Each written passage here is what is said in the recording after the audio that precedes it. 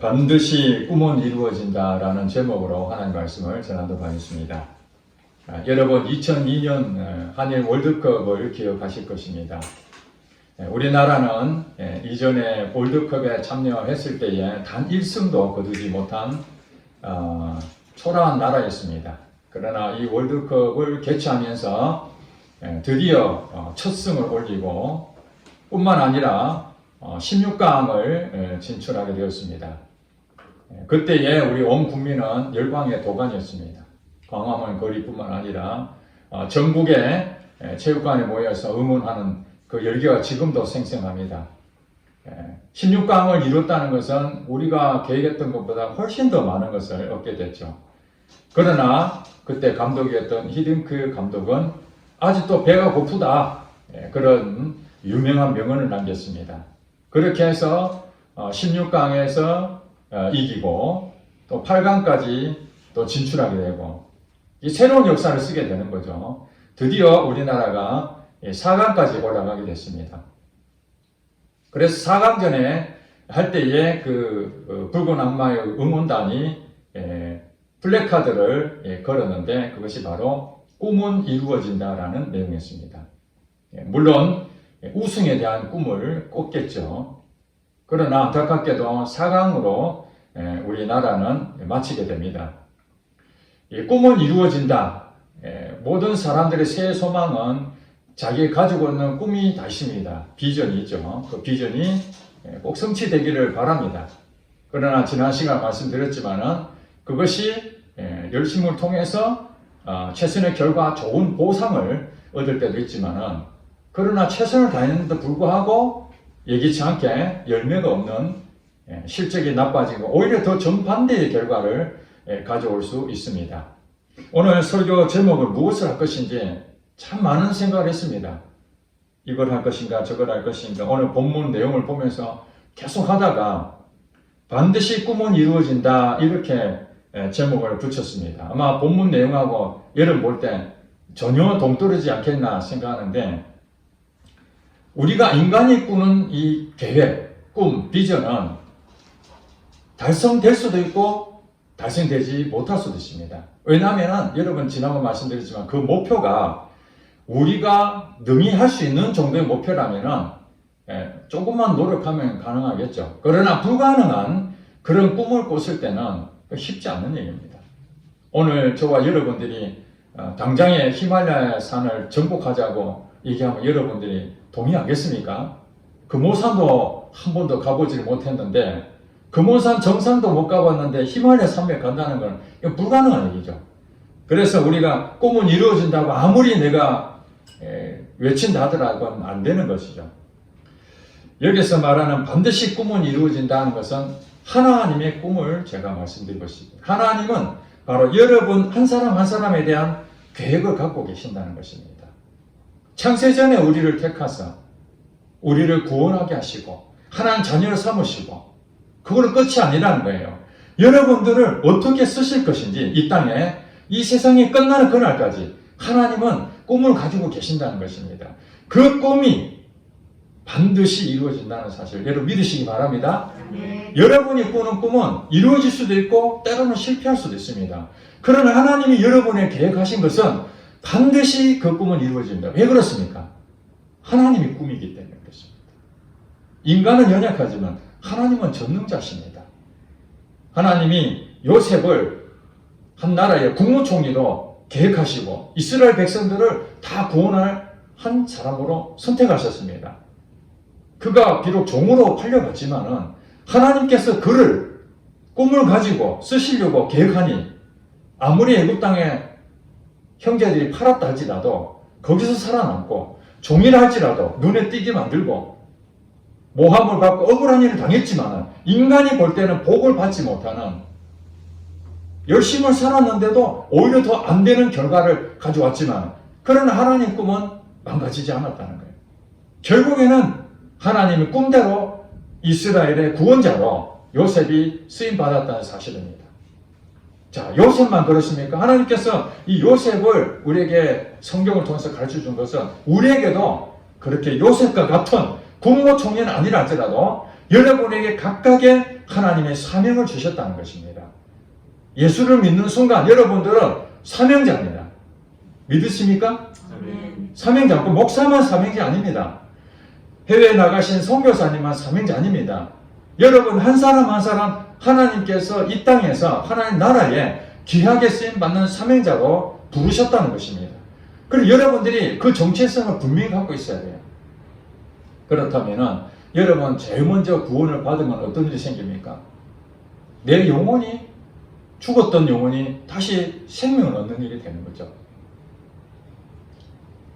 교회를 처음 나오신 분들은 생명을 얻었지만은 어떻게 살아야 될지 모릅니다. 본성이 있기 때문에. 그동안에 아담의 이 본성이었던 이 죄성을 가지고 살고 있기 때문에 하나님을 믿는다 하면서도 내 삶은 여전히 내 생각이 앞서고 내 계산이 앞서고 내 방식대로 내 뜻대로 하는 것이 당연한 것이 됐습니다.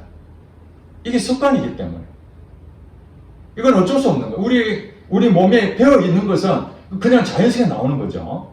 이것이 결국에는 하나님의 쓰임의 방해물이 되는 거예요. 하나님은 우리를 구원하셔서 그냥 우리 마음대로 사는 것이 아닙니다. 야, 이제 나는 죽으면 천국 간다 하고 이 땅에 살면서 내 마음대로 살게 되면 안 되는 거죠. 물론 하나님께서 우리에게 자유의지를 주셨습니다. 자, 그럼 여러분이 생각할 때 하나님 자유의지를 주셨는데 내 마음대로 할 수 있지 않겠습니까? 그렇게 만약에 생각합시다. 그러면 여러분들이 지금 밖에 나가서 운전하시는 분들은 여러분 마음대로 운전한다고 생각해 보세요. 양보하지 않고 자기가 뭐 급하면 빨리 가고 신호도 무시해버리고 그러면은 이 나라의 교통 질서가 어떻게 되겠습니까? 무법천지가 되는 거죠. 법을 지키지 않는다면은 순간적으로 자기에게는 이익이 될지 모르면 결국은 나중에 자기도 피해자가 되는 거죠. 그래서 법을 따라가는 것이 자유를 통제하게 되는 거죠. 절제해야 됩니다. 인내를 해야 됩니다. 사람이기 때문에 해서는 안 될 일이 있고 이걸 해야 되는 반드시 해야 될 일이 있고 구분이 되는 것입니다. 그렇지 않고 자유라는 것 때문에 회사에 취직을 했는데 아침에 출근해서 저녁까지 시간 딱 정해놓은 규칙이 있는데 내가 자유로우니까 오늘 피곤하면 안 가고 뭐 귀찮으면 뭐 며칠 빠져버리고 그러면은 그것이 되겠습니까? 이게 자유가 아니죠. 방종인 겁니다.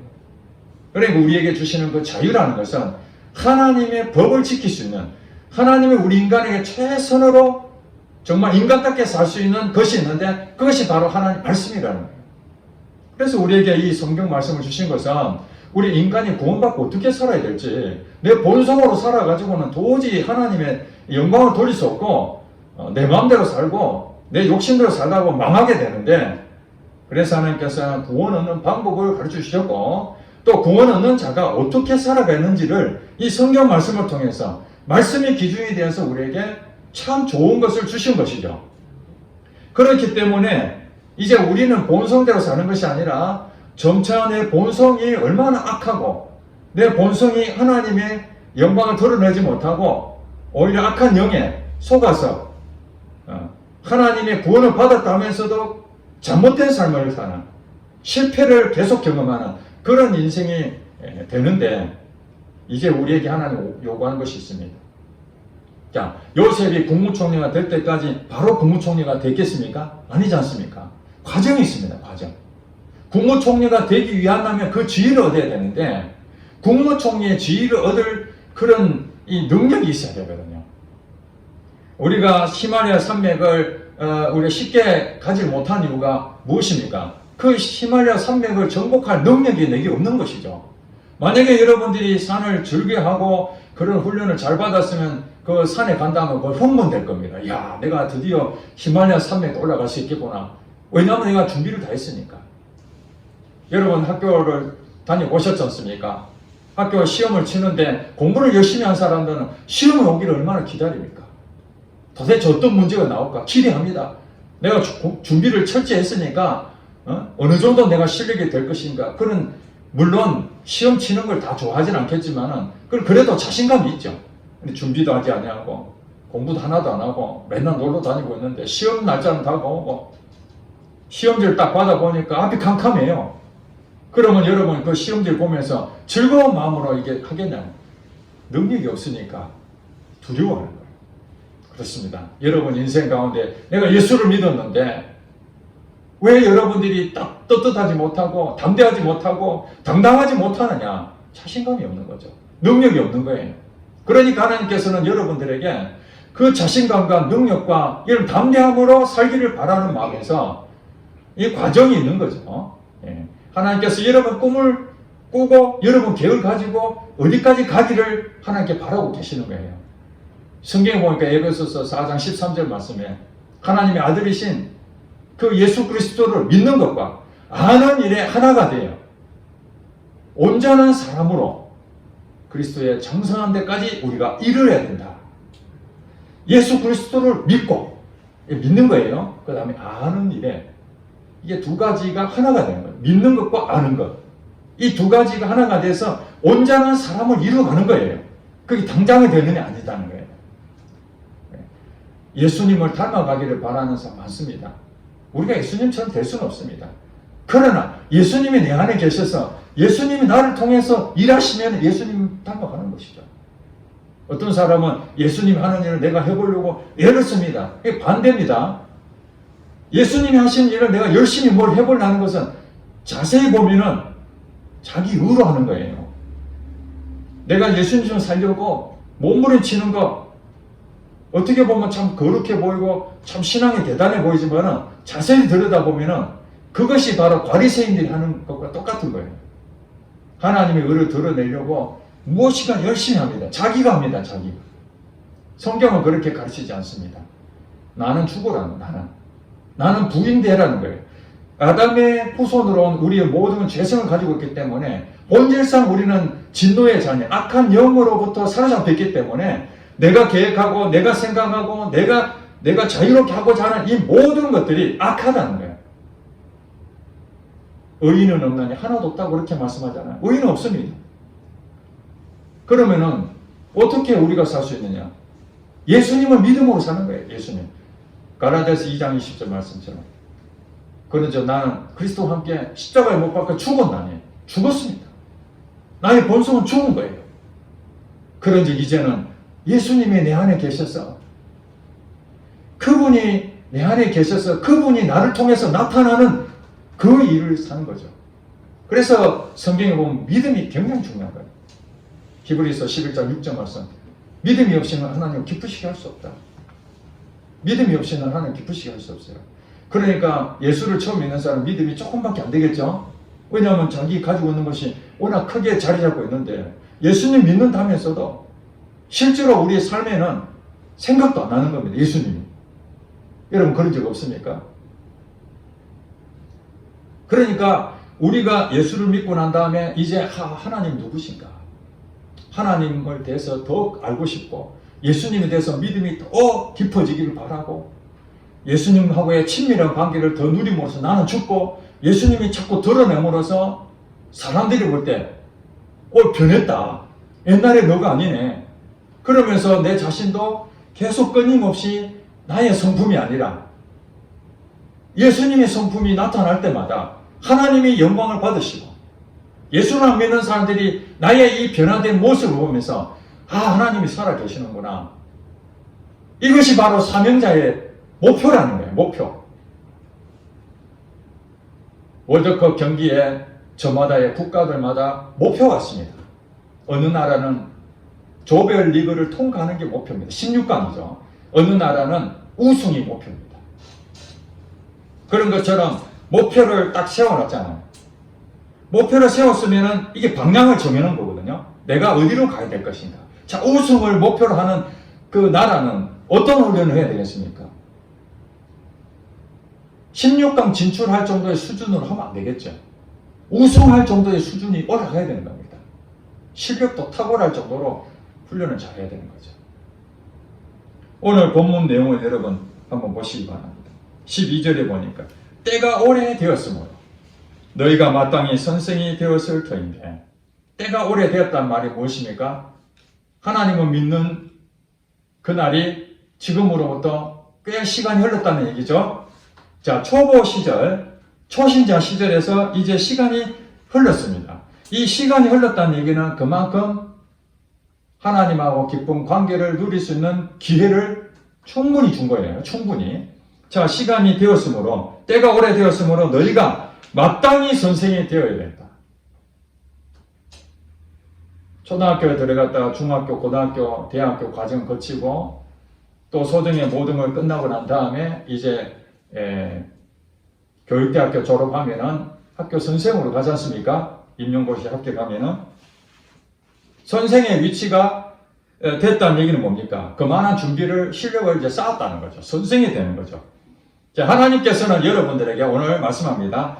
반드시 여러분이 선생이 될 꿈을 하나님은 갖고 계시고 그 꿈은 이루어진다 이렇게 말씀하고 계십니다. 여러분이 하는 것이 아닙니다. 여러분이 선생이 되겠다가 아닙니다. 여러분이 제자가 되겠다가 아닙니다. 하나님이 여러분 선택해서 다 선생의 수준을 만드시기 원하시고 계시고 제자의 삶으로 쓰임받기를 원하고 계신다는 거예요.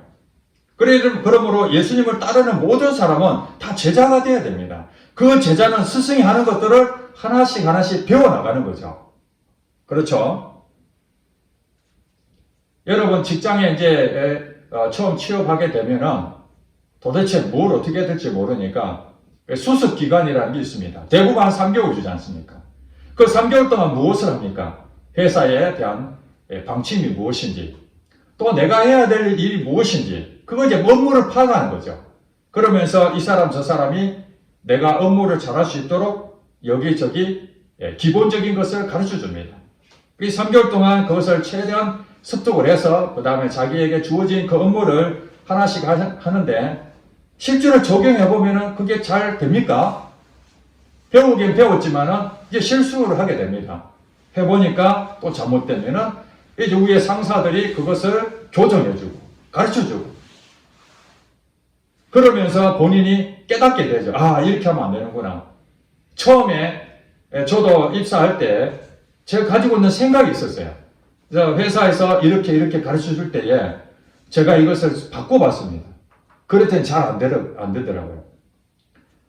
왜 그 선배들이 이렇게 해야 되는지를 경험해 보니까 알겠더라고요. 안 해보니까 제가 훨씬 더 나을 줄 알았거든요. 아니에요. 처음에는 가르쳐 준 대로 하는 겁니다. 이렇게 하라면 이렇게 되고 저렇게 하면 저렇게 해보 계속 하다 보면은 그때 눈이 열리게 됩니다. 아, 이렇게 보니까 이거보다 이게 훨씬 더 좋겠구나. 그러면서 수정해 나가야 되지. 처음부터 알지도 못하면서 위에서 가르쳐 준 대로 안 하고 내 마음대로 했다고 했어요. 물론 그래가지고 때로는 잘 될 때도 있습니다. 그러면 마치 자기가 이제 앞에 있는 사람보다 더 잘한 줄 알고 착각하는 경우가 많습니다. 그렇지 않습니다. 하나부터 기초를 튼튼하게 해야 됩니다. 얼마 전에 그 광주에서 현대 아이파크에 건물 올리다가 무너지는 사고가 있었습니다. 부실 공사한 것이죠. 물론 빠른 시간 내에 그것을 맞추기 위해서 시간은 없고 그러니까 대충 지었습니다. 그러나 우리나라 최고의 브랜드를 자랑했던 그 회사일수록 우리 그 시민들은 얼마나 노염이 컸습니까? 믿었던 회사인데 설마 부실 공사할 줄이야 생각을 했겠습니까? 며칠 전에 방송을 들었는데 지금도 그대로 있습니다. 그게 언제쯤 일입니까? 그것을 그냥 보수해서 올리려 하니까 주민들이 반대를 해서 결국에는 그 있는 모든 것을 다 철거하고 다시 새로 지어야 된다는 거예요. 그렇습니다. 기초공사는 매우 중요한 겁니다. 비록 시간이 걸리더라도 그 기초공사를 튼튼하게 해야 나중에 넘어지지 않냐고 올바른 건물이 되는데 시간이 없다고 덤성덤성 했다가 나중에 어떤 일이 생겼으면 다시 새로 작업을 해야 되는 무너지게 되면은 다시 새로 해야 되는 것입니다. 이 선생이 되어야 된다는 것은 기초공사가 튼튼히 되어서 이제는 남을 가르칠 수 있는 수준이 이르는 것을 우리는 선생이 되었다고 그렇게 말합니다. 자, 본문 이어서 뭐라고 말합니까? 너희가 마땅히 선생이 되었을 터인데 너희가 다시 하나님의 말씀에 촉을 대하여 누구에게서 가르침을 받아야 할 처지이니 단단한 음식은 못 먹고 젖이나 먹어야 할 자가 되었도다. 자, 선생에 대해서 분명히 말씀하고 있는데 지금 이 성경 말씀을 듣는 그 사람은, 그 대상은 누구냐면은 하나님의 말씀의 초보에 대해서 누구에게서 가르침을 다시 받아야 된다는 거예요. 지금 그 독자들은 이미 이것을 다 통과해서 저쪽에 수준 높은 그 위치에 올라가 있어야 되는데 기초를 제대로 안 닦다 보니까 다시 시작해야 되는 거예요. 이게 이제 사도 바울이 히브리서 저자는 미상이지만 어떤 사람은 사도 바울이라고 하기도 합니다. 어쨌든 이 쓴 저자가 안타깝게 생각하는 거예요. 하나님의 말씀의 초보에 대해서 너희들이 오히려 다른 사람 가르쳐야 되는데 거꾸로 다시 배워야 될 그런 위치가 되니 안타깝다 하면서 비유로 설명합니다. 단단한 음식과 젖에 대해서 설명합니다. 단단한 음식은 못 먹고 젖 먹는 자가 돼요. 젖 먹는. 여러분, 밥을 먹는 사람과 젖을 먹는 사람의 차이가 무엇입니까? 소화기관이죠, 소화기관. 어린아이는 위장이 약하기 때문에, 아직 지금 튼튼하지 못하기 때문에 이 딱딱한 것이 들어오면 소화를 할 수가 없습니다. 그러니까 젖같이 이 부드러운 것을 먹어야 돼요. 젖 먹고 난 다음에 그다음 바로 밥 먹습니까? 이게 미음을 먹자, 미음. 아주 부드러운 것을 해서 먹이고, 그 다음에 어느 정도 이제 위가 튼튼해지면은 밥 조금씩 먹이잖아요. 조금씩. 그러면서 이제 조금씩 자라게 되면은 밥을 얼마든지 먹을 수 있고, 이제 어른이 되면은 밥을 양도 많이 먹을 수 있잖아요. 위가 튼튼할수록 그렇다는 거예요. 단단한 음식을 먹는 사람이 바로 선생이 되는 것이고, 젖을 먹는 사람은 어린아이다. 그렇게 말합니다. 13절에 보니까 젖을 먹는 자마다 어린아이니, 그러면서 젖을 먹는 자에 대해서 어린아이라고 하면서 이 말씀을 합니다. 어린아이의 수준이 어떤 상태인지 보시기 바랍니다. 의의 말씀을 경험하지 못한 자다. 의의 말씀을 경험하지 못한 자다. 자, 예수님은 말씀이라 그랬습니다. 하나님 말씀.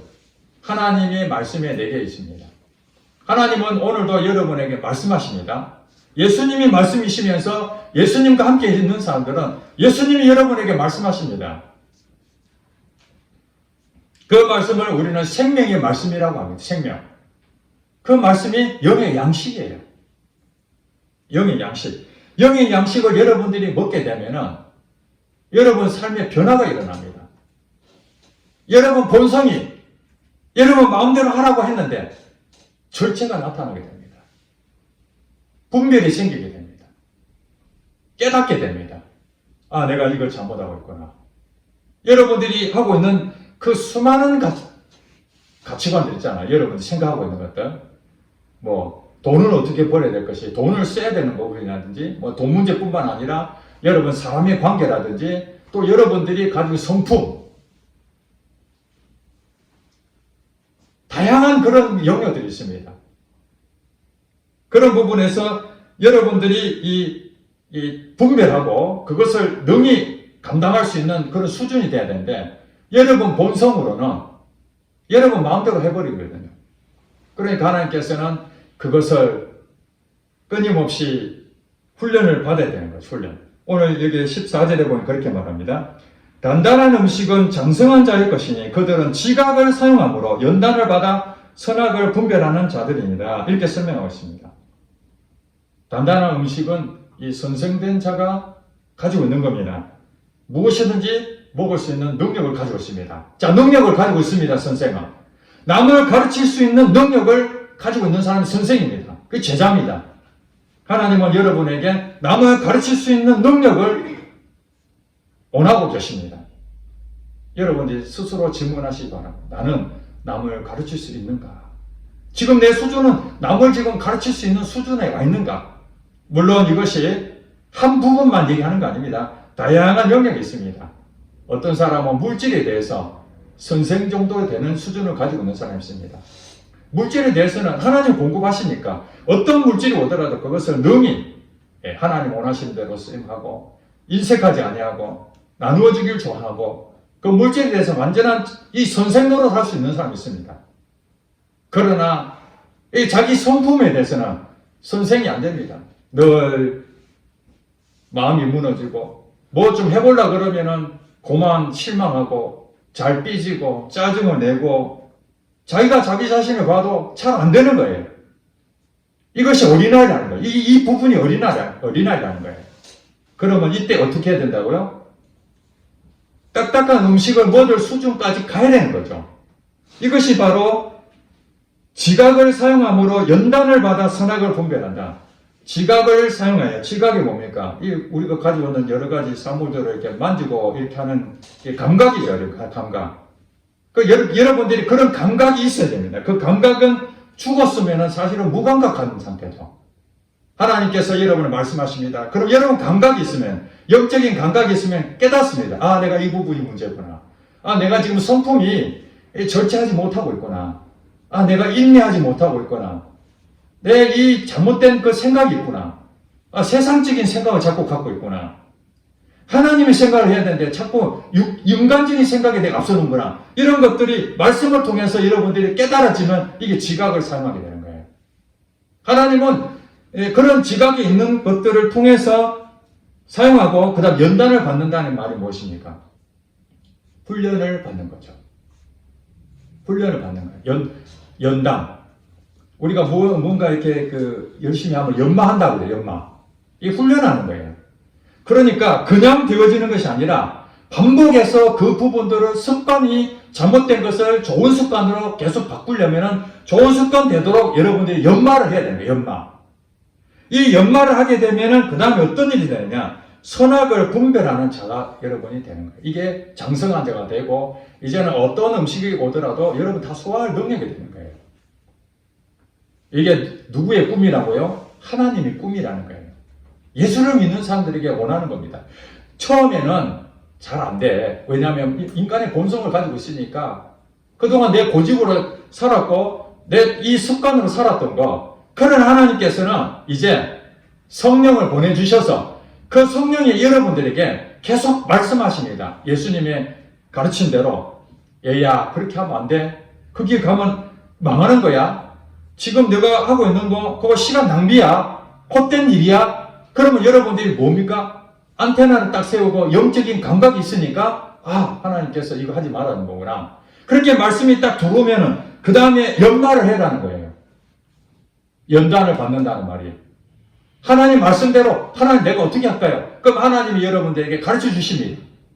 왜냐하면 하나님은 여러분들이 그 능력을 갖추기를 바라고 계시는데 왜 안 주겠습니까? 연장이 필요하면 연장도 주실 것이고 여러분들이 원하는 대로 하나님께서는 마음껏 주실 것입니다. 단지 여러분 욕심을 위해서 쓰는 것은 안 준다고 그랬습니다. 정욕으로 쓰려고 잘못 구하는 것은 안 준다고 그랬어요. 그러나 하나님 나라와 의를 위해서 여러분이 구하면은 안 주실 분이 아닙니다. 여러분이 하나 달라면 10개를 주십니다. 물질을 하나님 이 물질을 다른 사람을 위해서 선교하고 구제하겠습니다. 여러분 그런 마음을 하나님 주셨다면은 그것을 여러분들이 하나님의 공급을 왜 안 해주시겠습니까? 근데 성경이 뭐라고 합니까? 먼저 주라잖아. 먼저. 너가 없는 거 하지 말고 너 있는 거 가지고 먼저 줘봐. 그러면 내가 채워줄게. 이게 말씀이잖아요. 이 말씀대로 여러분 믿음을 가지고 행동했더니 실제로 그런 경험을 할 때 오늘 뭐라고 얘기합니까? 젖먹는 자마다 어린아이니 의의 말씀을 경험하지 못한 자요. 성경이 아무리 그렇게 말해도 내가 경험이 하지 못하니 계속 그 어린아이 수준에 있는 거예요. 하나님의 말씀은 하지만 이 말씀에 내게 아무 능력이 안 나타나는 거예요. 그런데 하나님이 내게 말씀하시면 그 말씀을 붙잡고 믿고 시작을 했더니 하나님 역사하시면 믿음이 뭐예요? 결과가 나타나잖아요. 믿음은 바라는 것들의 실상이요 보지 못하는 것들의 증거다. 이렇게 11장 1절 말씀이 내게도 이루어지는구나. 야 누가복음에서 말씀하냐 주라 그리하면 너에게 주시리니 누르고 넘치도록 안겨주리라. 이 말씀이 드디어 내게 이루어지는구나. 말씀이 실제구나. 그러면 의의 말씀을 경험한 자입니까? 경험하지 못한 자입니까? 경험한 자가 됐잖아요. 이것이 처음에는 하나, 그 다음에 시간이 지나면 2개, 5개, 10개. 이것을 여러분 성경 읽을 때마다 이 말씀이 맞습니다. 제가 지금 하고 있는 것이 이 말씀이 그대로 이루어지는군요. 저는 기도할 때마다 하나님은 살아계십니다. 기도할 때마다 그 마음입니다. 하나님은 살아계십니다. 눈에 보이지 않지만 하나님 살아계십니다. 어떤 일이 생길 때 하나님, 사람은 할 수 없지만 하나님은 하실 수 있습니다. 지금 우리 교회 상황을 봤을 때 인간의 힘으로 어떻게 이 교회가 바르게 갈 수 있겠는가? 성령 충만한 교회가 될 수 있겠는가? 하나님, 나는 능력이 안 됩니다. 그래, 하나님 바라고 하나님만 하실 수 있습니다. 우리 자녀들도 참 10여 년 전에는 교회 개척했을 때 제가 몇 번 말씀드렸지만 준비가 전혀 되지 않냐고. 교회는 시작이 됐는데 믿음이 무엇인지 그저 교회만 왔다 갔다 하는 종교인일 뿐이지 하나님은 직접 경험하지 못하는 이 초보 시절이 있었습니다. 그랬는데 제게 하나님이 인내하고 절제하고 기다리는 그 훈련을 통해서 끊임없이 자녀들을 위해서 기도하고 또 기도했더니 하나님께서 하나씩 둘씩 열매를 주시기 시작하는데 10년 동안 때가 오래되었는데 마땅히 선생이 되어야 될 그 상황에 100%라고 우리가 완벽하지는 못하기 때문에 할 수는 없지만 그런 과정을 가고 있구나. 그리고 그 자녀들도 이제 10년 전에 그 아이들이 아닌 거예요. 수준이 그때보다 훨씬 더 좋아진 거예요. 이제 우리 교회 성도들은, 구미 겨자씨교회 성도들은 다 처음부터 초보자가 있었을 것입니다. 그러나 그 초보자의 때를 오랫동안 가지면 안 되는 거예요. 다시 하나님 말씀이 무엇인지 한 번도 경험하지 못하고 기도했는데 응답도 한 번도 받아본 적도 없고 성경 말씀을 읽기는 읽고 외우기는 잘 외웠는데 실제로 내가 삶 속에서 그게 하나도 생각도 안 나고 하나님과 관계에서 친밀한 그런 나눔이 없고, 지난 시간 말씀드린 것처럼 무화과 나무가 소성하지 못해도, 포도나무 열매가 없어도, 감람나무 소출이 없어도, 밭에 먹을 것이 없어도, 우리의 양이 없어도, 외양간에 소가 없어도 나는 오직 여호와만 즐거워하리라. 그것이 무엇입니까? 환경에 관계없다는 거잖아요. 환경이 어떤 상황이든지 나는 오직 여호와 하나님만 있으면 만족해.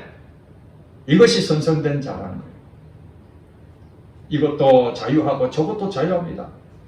돈이 많은 것도 감사하고 돈이 없어도 감사하고 질병이 있어도 감사하고 질병이 없어도 감사하고, 하나님은 우리에게 질병을 주시기 원하시지 않는 걸 알잖아요. 우리가 가난하지 않기를 원하는 걸 아시잖아요.